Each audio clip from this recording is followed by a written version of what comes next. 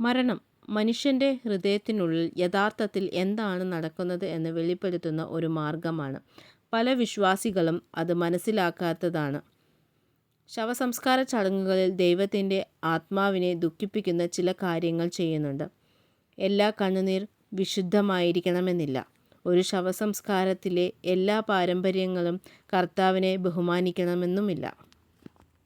ഇന്ന് ഞാൻ നിങ്ങളോട് പറയാൻ പോകുന്നത് നിങ്ങളുടെ ജീവിതകാലം മുഴുവൻ ദുഃഖത്തെ നിങ്ങൾ എങ്ങനെ നേരിടുന്നു എന്നതിനെ തന്നെ മാറ്റാൻ കഴിയുന്ന ചില കാര്യങ്ങളാണ്. കാരണം ഒരു ശവസംസ്കാരത്തിൽ നിങ്ങൾ ചെയ്യുന്ന ചില കാര്യങ്ങൾ നിങ്ങളുടെ വിശ്വാസത്തെ ബാധിക്കുകയും മരിച്ച വ്യക്തിയെ അപമാനിക്കുകയും നിങ്ങൾ ഒരിക്കലും തുറക്കാൻ ഉദ്ദേശിക്കാത്ത വാതിലുകൾ തുറക്കുകയും ചെയ്യും. സഭാപ്രസംഗി 7:2 ബൈബിൾ വളരെ വ്യക്തമായി പറയുന്നു, വിരുന്നുവീട്ടിൽ പോകുന്നതിനേക്കാൾ വിലാപഭവനത്തിൽ പോകുന്നത് നല്ലത്. മരണം എല്ലാവരുടെയും വിധിയാണ്.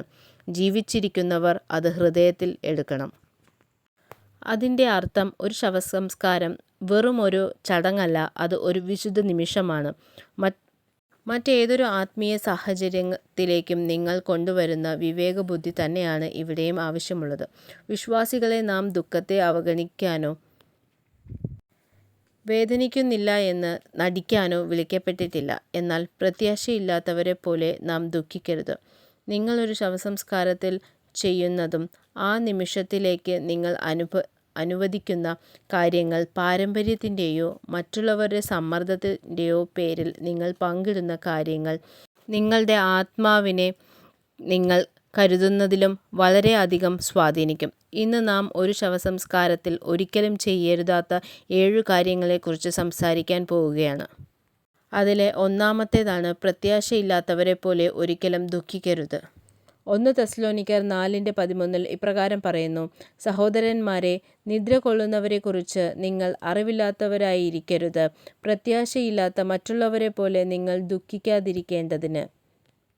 എൻ്റെ കുടുംബത്തോട് അടുത്ത ബന്ധമുള്ള ഒരാളുടെ ശവസംസ്കാരത്തിൽ ഞാൻ നിൽക്കുമ്പോൾ ചില ബന്ധുക്കൾക്ക് യാതൊരു അതിരുമില്ലാതെ വെളിച്ചവുമില്ലാതെയും യാതൊരു ആശ്രയമില്ലാത്തതുമായ ദുഃഖത്തിലേക്ക് തകർന്നു വീഴുന്ന ഞാൻ കണ്ടിട്ടുണ്ട്. അത് വെറും ദുഃഖമായിരുന്നില്ല, അത് നിരാശയായിരുന്നു. വിശ്വാസികളായ നമുക്ക് നമ്മുടെ ദുഃഖം വ്യത്യസ്തമായിരിക്കണം എന്ന് ആ നിമിഷം എൻ്റെ ഉള്ളിൽ ആഴത്തിൽ തോന്നി. ഇതിനർത്ഥം നമുക്ക് കരയാൻ പാടില്ല എന്നല്ല. യേശു തന്നെ ലാസറിൻ്റെ കല്ലറയ്ക്കൽ കരഞ്ഞു. യോഹന്നാൻ 11:35 ബൈബിളിലെ ഏറ്റവും ചെറിയ വാക്യമാണ്. യേശു കരഞ്ഞു. ദൈവപുത്രനും ദുഃഖിച്ചു. എന്നാൽ അവൻ്റെ ദുഃഖം ഒരിക്കലും പ്രത്യാശയില്ലാത്തതായിരുന്നില്ല. കാരണം അടുത്തതായി എന്താണ് സംഭവിക്കാൻ പോകുന്നതെന്ന് അവന് അറിയാമായിരുന്നു.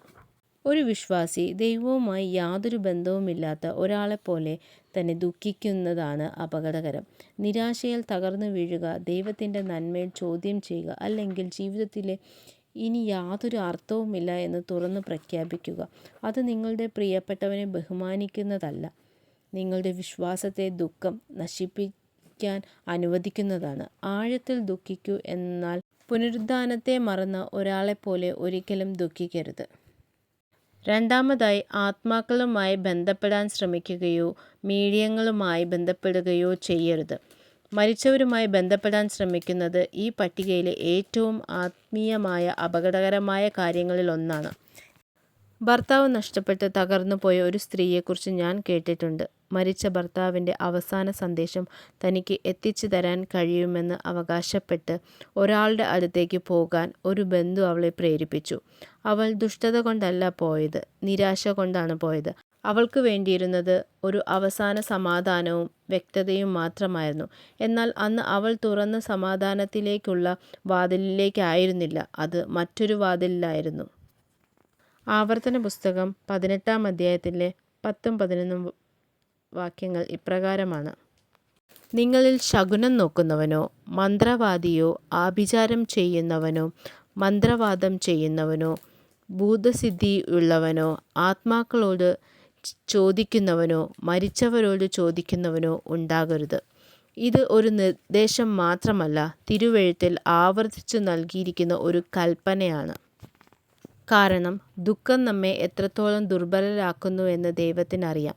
ഒരു വ്യക്തി മരിക്കുമ്പോൾ അവൻ ഉടൻ തന്നെ കർത്താവിൻ്റെ സന്നിധിയിലോ അവനിൽ നിന്ന് വേർപെട്ട നിലയിലോ ആയിരിക്കുന്നു. ലൂക്കോസ് 16 അനുസരിച്ച് അവർ സമീപത്ത് തങ്ങി പണം വാങ്ങുന്ന ഒരു അപരിചിതൻ്റെ മുഖേന സന്ദേശങ്ങൾ അയക്കാൻ കാത്തിരിക്കുന്നില്ല. ദുഃഖം മനുഷ്യഹൃദയത്തിൽ ഒരു വാതിൽ തുറക്കും. ശത്രുവിന് ആ വാതിലിലൂടെ എങ്ങനെ കടക്കണമെന്നറിയാം. നിങ്ങൾ ഒരാളെ മിസ് ചെയ്തുകൊണ്ട് ആ വാതിൽ തുറക്കരുത്. നിങ്ങളുടെ ദുഃഖം ഒരു ഇരുണ്ട മുറിയിലെ മീഡിയത്തിൻ്റെ അടുത്തേക്ക് കൊണ്ടുപോകാതെ പ്രാർത്ഥനയിൽ ദൈവത്തിൻ്റെ അടുത്തേക്ക് കൊണ്ടുപോവുക. മൂന്നാമതായി നമ്മളിവിടെ പറയാൻ പോകുന്നത് ശവസംസ്കാരത്തെ ആരാധനയ്ക്കു പകരം പ്രകടനത്തിനുള്ള വേദിയാക്കരുത്. ഇത് വളരെ സൂക്ഷ്മമായ ഒരു കാര്യമാണ്, എന്നാൽ ഏറ്റവും കൂടുതൽ അവഗണിക്കപ്പെടുന്ന കാര്യങ്ങളിൽ ഒന്ന്. ചില ശവസംസ്കാരങ്ങളിൽ ദുഃഖം ഒരു നാടകീയമായി മാറുന്ന നിമിഷങ്ങളുണ്ടാകും. ആരാണ് കൂടുതൽ ദുഃഖം പ്രകടിപ്പിക്കുന്നത് എന്നതിൽ ആളുകൾ മത്സരിക്കുന്നു. ഏറ്റവും ഉച്ചത്തിൽ കരയുന്നവനാണ് ഏറ്റവും കൂടുതൽ സ്നേഹിച്ചവനായി കാണുന്നത്. അതേസമയം ശാന്തമായ വിശ്വാസത്തെ തണുത്ത മനസ്സായി കണക്കാക്കുന്നു. ശവസംസ്കാരം ചിലപ്പോൾ ആളുകൾക്ക് കാണപ്പെടാനും തങ്ങളുടെ വിശ്വാസത്തെ തെളിയിക്കാനും ദുഃഖം അനുഭവിക്കുന്ന വിചിത്രമായ വേദിയായി മാറുന്നു. ഒരു കുടുംബത്തിനുള്ളിൽ ആരാണ് സംസാരിക്കേണ്ടത്, ആര് എവിടെ ഇരിക്കേണ്ടത്, ആര് യഥാർത്ഥത്തിൽ ഏറ്റവും കൂടുതൽ തകർന്നിരിക്കുന്നത് എന്നൊക്കെയായി ആളുകൾ തമ്മിൽ വഴക്കിടുന്നതും സംഭവിക്കാറുണ്ട്. ഒരു ശവപ്പെട്ടി തന്നെ ഒരു യുദ്ധഭൂമിയായി മാറുന്ന കുടുംബങ്ങളെ ഞാൻ കണ്ടിട്ടുണ്ട്. മരിച്ച വ്യക്തിയെ ബഹുമാനിക്കുന്നതിലും പരസ്പരം ആശ്വസിപ്പിക്കുന്നതിലും ശ്രദ്ധിക്കാതെ പുറം ലോകത്തിന് എങ്ങനെ തോന്നുന്നു എന്നതാണ് കൂടുതൽ ശ്രദ്ധ. അത് ദുഃഖമല്ല, ദുഃഖത്തിൻ്റെ മുഖംമൂടി ധരിച്ച അഹങ്കാരമാണ്. ആരാണ് ഏറ്റവും ഉച്ചത്തിൽ കരയുന്നത്, ആരാണ് ഏറ്റവും തകർന്നതായി കാണപ്പെടുന്നത് എന്നതിനെക്കുറിച്ചാകുമ്പോൾ അത് വിശുദ്ധമായ നിമിഷമല്ലാതെ മാറുകയാണ്. ഒരു പ്രേക്ഷകർക്ക് വേണ്ടിയുള്ള പ്രകടനമായി മാത്രം മാറുന്നു. നാലാമതായി നമ്മളിവിടെ പറയാൻ പോകുന്നത് ക്ഷമിക്കാത്ത മനോഭാവം മൃതദേഹത്തോടൊപ്പം അടക്കം ചെയ്യരുത്. ഇത് ഈ പട്ടികയിൽ ഏറ്റവും ഭാരമുള്ള കാര്യങ്ങളിലൊന്നാണ്, കൂടാതെ ഏറ്റവും സാധാരണമായതുമാണ്.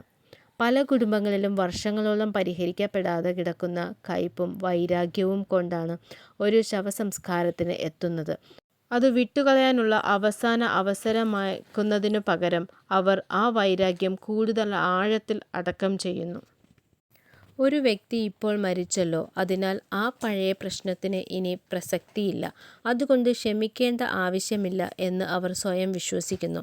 എന്നാൽ ഒരാൾ മരിച്ചാൽ ക്ഷമിക്കാത്ത മനോഭാവം അപ്രത്യക്ഷമാകുന്നില്ല, അത് കൂടുതൽ ആഴത്തിൽ മുറുക്കുകയാണ്. മർക്കോസ് 11:25 ഇപ്രകാരം പറയുന്നു: നിങ്ങൾ പ്രാർത്ഥിക്കുമ്പോൾ ആരോടെങ്കിലും വിരോധമുണ്ടെങ്കിൽ അവരോട് ക്ഷമിക്കുവിൻ, സ്വർഗ്ഗസ്ഥനായ നിങ്ങളുടെ പിതാവ് നിങ്ങളോട് തെറ്റുകൾ ക്ഷമിക്കേണ്ടതിന്. ക്ഷമിക്കുന്നത് നിങ്ങളെ വേദനിപ്പിച്ച വ്യക്തിയുടെ പ്രയോജനത്തിനു വേണ്ടി മാത്രമല്ല, അത് നിങ്ങളുടെ സ്വന്തം ആത്മാവിൻ്റെ സ്വാതന്ത്ര്യത്തിനു വേണ്ടിയാണ്. ഒരു പെട്ടിയുടെ 2 വശങ്ങളിലായി നിൽക്കുന്ന സഹോദരങ്ങൾ പരസ്പരം സംസാരിക്കാൻ പോലും തയ്യാറാകാതെ ഒരു പഴയ മുറിവിനെ വിജയിക്കാൻ അനുവദിക്കുന്ന കാഴ്ച ഞാൻ കണ്ടിട്ടുണ്ട്, സ്വന്തം മാതാപിതാക്കളുടെ ശവസംസ്കാരത്തിൽ പോലും. ഒരു കല്ലറയും കയ്പേറിയ സ്മാരകമായി മാറരുത്.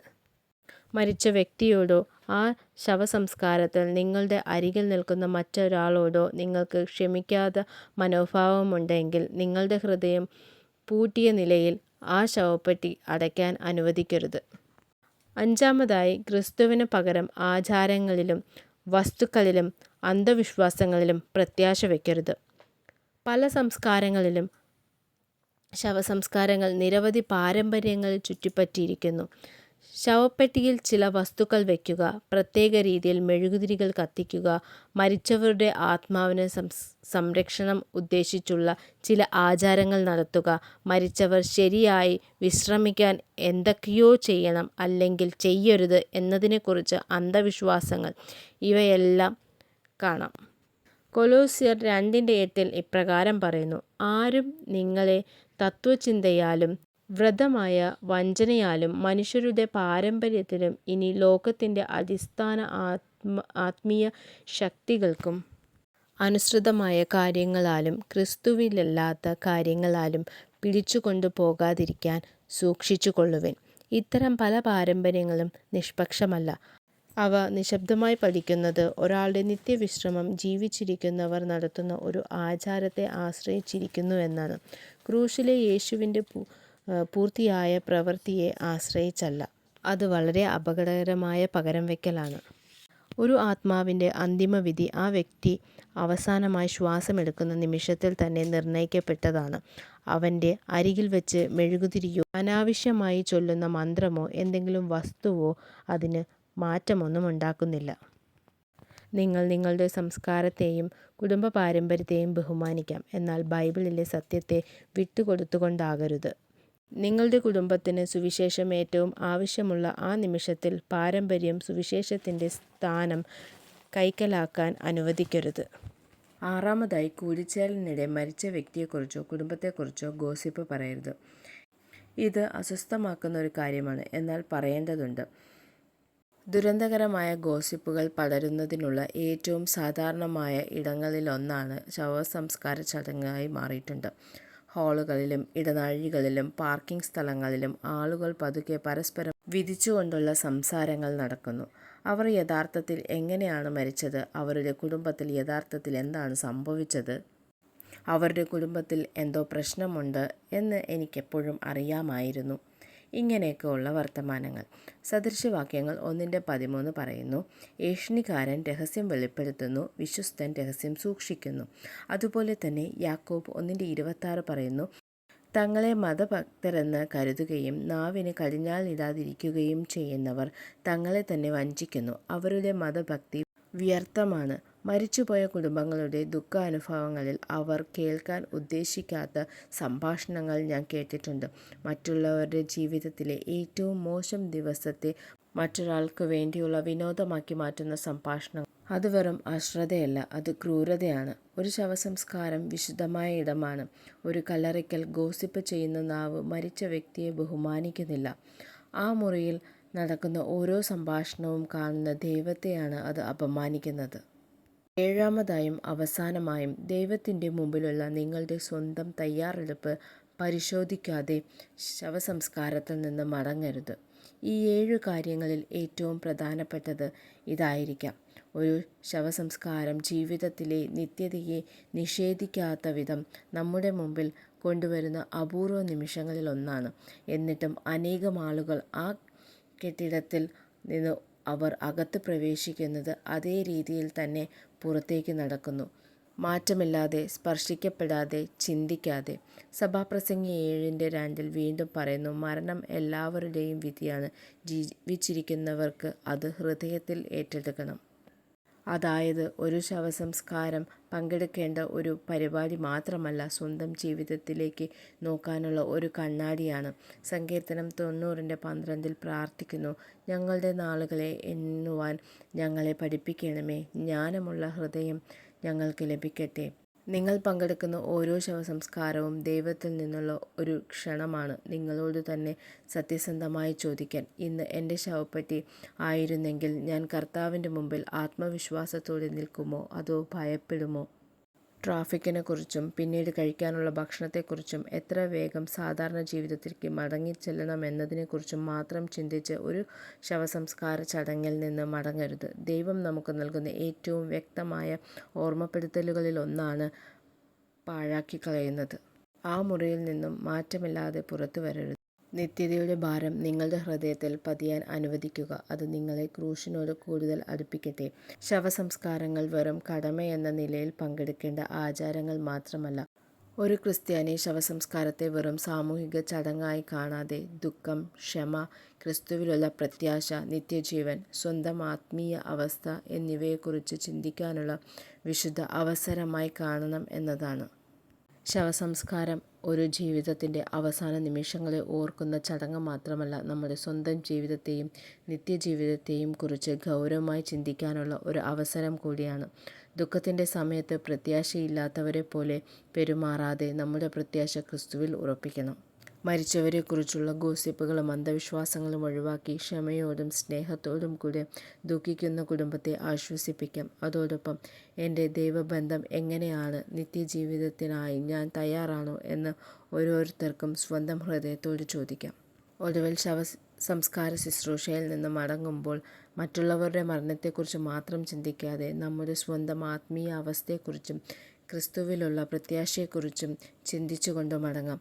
നമ്മുടെ യഥാർത്ഥ പ്രത്യാശ ആചാരങ്ങളിലോ മനുഷ്യരിലോ അല്ല, യേശു ക്രിസ്തുവിലാണുള്ളത്. ബൈബിൾ അടിസ്ഥാനമായിട്ടുള്ള ചിന്തകൾക്കും നമുക്ക് ഒരുമിച്ച് വളരുവാനായും നിങ്ങൾക്ക് ഈ ചാനൽ സബ്സ്ക്രൈബ് ചെയ്യാവുന്നതാണ്. ദൈവം എല്ലാവരെയും അതിസമൃദ്ധമായി അനുഗ്രഹിക്കുമാറാകട്ടെ.